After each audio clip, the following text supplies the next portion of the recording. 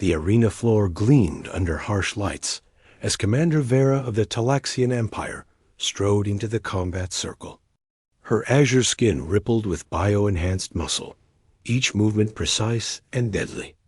She had never lost a challenge, never backed down from combat, and certainly never faced a human in single combat before. Across the stadium, Captain James Morrison stepped into the ring wearing nothing but standard combat fatigues and a calm expression that infuriated her. Humans were supposed to be weak, their planet a backwater that had only recently joined the galactic community. Yet this one had accepted her death challenge without hesitation when she insulted his crew. The crowd of alien dignitaries murmured in their respective languages. Most had placed bets on the Talaxian warrior. Humans were known for their bizarre pack bonding and strange emotional responses, not combat prowess. Vera activated her wrist display, selecting her preferred weapon from the arena's catalog. A plasma blade materialized in her hand, its edge humming with lethal energy. She grinned, showing rows of sharpened teeth. James simply raised his hands, selecting nothing. The referee, a mechanical construct without bias, announced the rules. Combat continues until death or surrender. Medical intervention prohibited. Begin.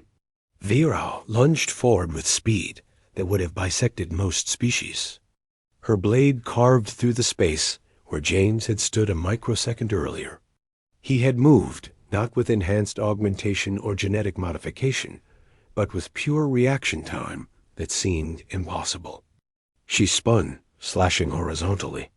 Again, he evaded, his body twisting in ways that suggested complete spatial awareness. The crowd's murmuring grew louder. "Stand still," Vera snarled, launching a combination attack that had defeated champions across 12 systems. James ducked under the first strike, sidestepped the second, and caught her wrist on the third. The shock of his grip paralyzed her momentarily. His hands were not enhanced, bore no visible augmentation, yet his fingers locked her arm with immovable strength. He looked into her eyes. "I don't want to kill you." The statement was so absurd that Vera laughed. She triggered her secondary augmentation, flooding her system with combat stimulants that tripled her speed. She broke his grip and delivered a kick that should have shattered his ribcage. James took the impact, rolling with the force and coming up unharmed. A thin line of blood appeared at the corner of his mouth, but he was smiling. "What are you?" Vera demanded, circling him. "Stubborn," James replied. She attacked again, this time abandoning technique for pure aggression. The plasma blade became a blur of lethal energy, each strike designed to overwhelm and destroy. James moved through the assault like water, his body responding to threats before they fully materialized. The human concept called adrenaline was something Vera had studied, a primitive chemical response that supposedly enhanced human capabilities in crisis. She had dismissed it as evolutionary inefficiency. Now, watching James move faster with each exchange, she wondered if intelligence reports had been catastrophically wrong. Her blade grazed his shoulder, drawing blood. Instead of slowing him, the injury seemed to focus him further. His eyes tracked her movements with predatory intensity. Vera felt something unfamiliar creep into her consciousness. Doubt. She had killed 73 opponents in sanctioned combat. She had led ground assaults on fortified positions. She had earned her rank through violence and victory. Yet this unarmed human was making her work harder than any previous challenger. James suddenly shifted from defense to offense. His first punch came so fast that her enhanced reflexes barely registered it. The impact against her jaw sent her staggering. The second punch drove the air from her lungs. The third never landed because she managed to bring her blade up in desperate defense. He stopped, hands raised peacefully again. "Surrender, please." The crowd was silent now. Every being in the stadium recognized what was happening. The human was winning. Talaxian pride was legendary across the Empire. Vera would rather die than surrender. She activated her final augmentation, the one reserved for life or death situations.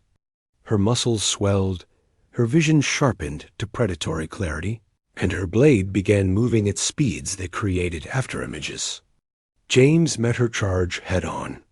His hands moved in patterns she couldn't follow, redirecting her strikes, using her momentum against her.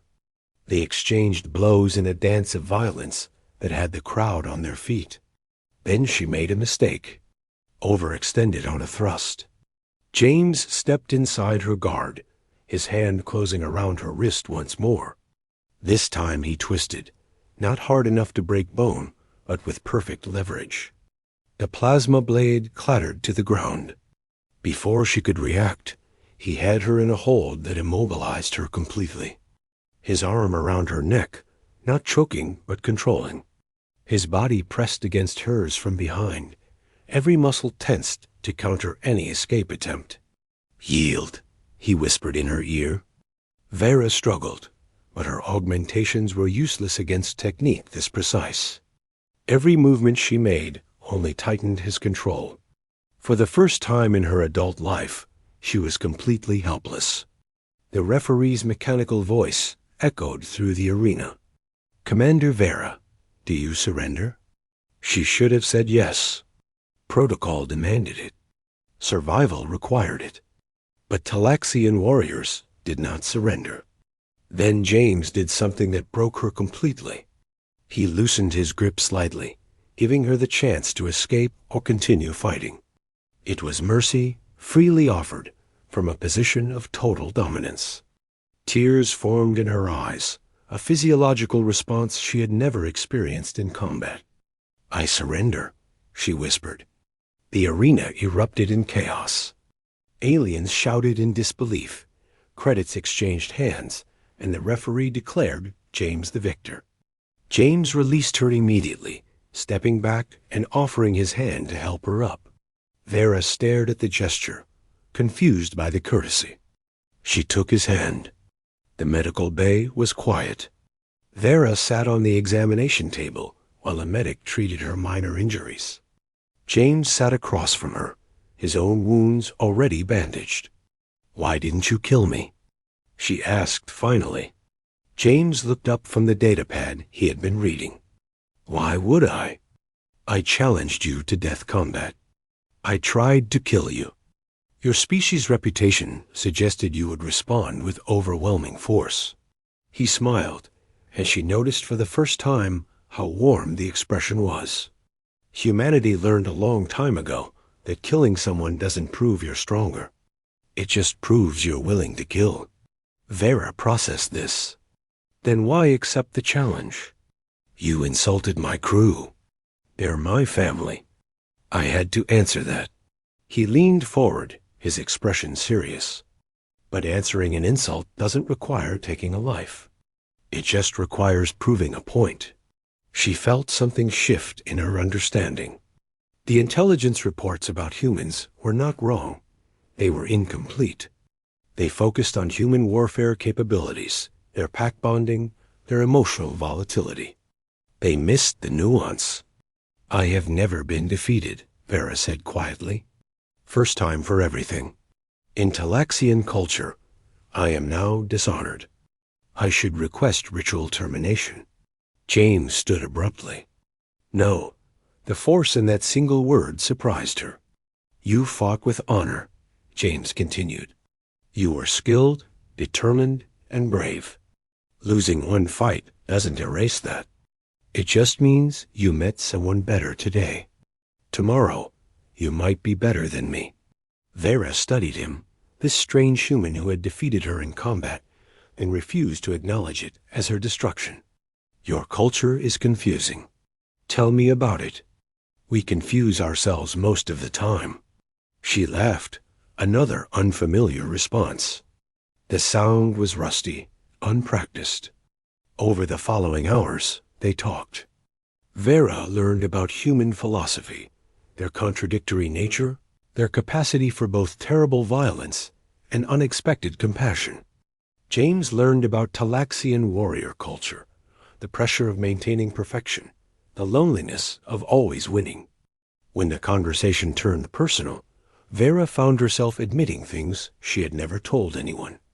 The weight of command, the isolation of being considered the perfect warrior, the fear that any sign of weakness would destroy everything she had built. James listened without judgment, occasionally sharing his own struggles with leadership and loss. As station night cycle began, they remained in the medical bay, the conversation flowing naturally. Vera felt something building between them, a connection that transcended species and culture. When James finally stood to leave, Vera caught his hand. "Stay." He looked at her, understanding immediately what she was offering. "Are you sure?" She had never been more certain of anything. This human had seen her at her weakest and responded with kindness. He had defeated her and offered friendship instead of conquest. He was unlike anyone she had ever encountered. "I am sure." What happened next was tentative and careful. Two warriors from different worlds, finding common ground in vulnerability. Vera had trained for combat her entire life, but nothing had prepared her for the gentleness James showed. The way he asked permission, the way he responded to her uncertainty with patience, the way he made her feel safe. When morning came, Vera lay beside James, her head on his chest, listening to his heartbeat. She had challenged him, expecting death. Instead, she had found something far more dangerous to her carefully constructed identity. She had found connection. "What happens now?" she asked. James ran his fingers through her hair, a gesture that should have felt patronizing, but somehow felt comf.